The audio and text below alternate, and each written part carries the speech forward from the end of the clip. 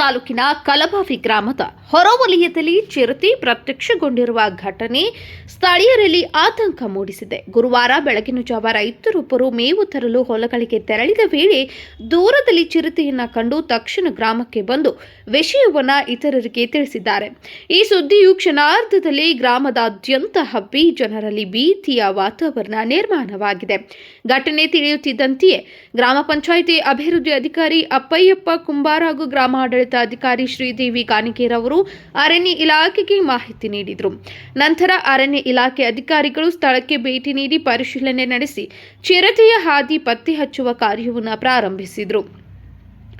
ಚಿರತೆಯ ಚಲನೆ ಪತ್ತೆ ಹಚ್ಚಲು ಪಂಜರಗಳನ್ನು ಅಳವಡಿಸುವ ಕ್ರಮ ಕೈಗೊಳ್ಳಲಾಗಿದೆ ಎಂದು ಅರಣ್ಯ ಇಲಾಖೆ ಮೂಲಗಳು ತಿಳಿಸಿವೆ.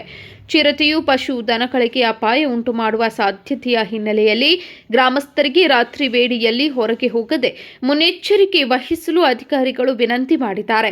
ಈ ಘಟನೆ ಹಿನ್ನೆಲೆಯಲ್ಲಿ ಗ್ರಾಮದಲ್ಲಿ ಪಹರೆ ಬಿಗಿಗೊಳಿಸಲಾಗಿದ್ದು ಅರಣ್ಯ ಇಲಾಖೆ ಹಾಗೂ ಸ್ಥಳೀಯ ಆಡಳಿತದ ಅಧಿಕಾರಿಗಳು ಪರಿಸ್ಥಿತಿಯನ್ನು ನಿಗಾದಲ್ಲಿ ಇಟ್ಟುಕೊಂಡಿದ್ದಾರೆ.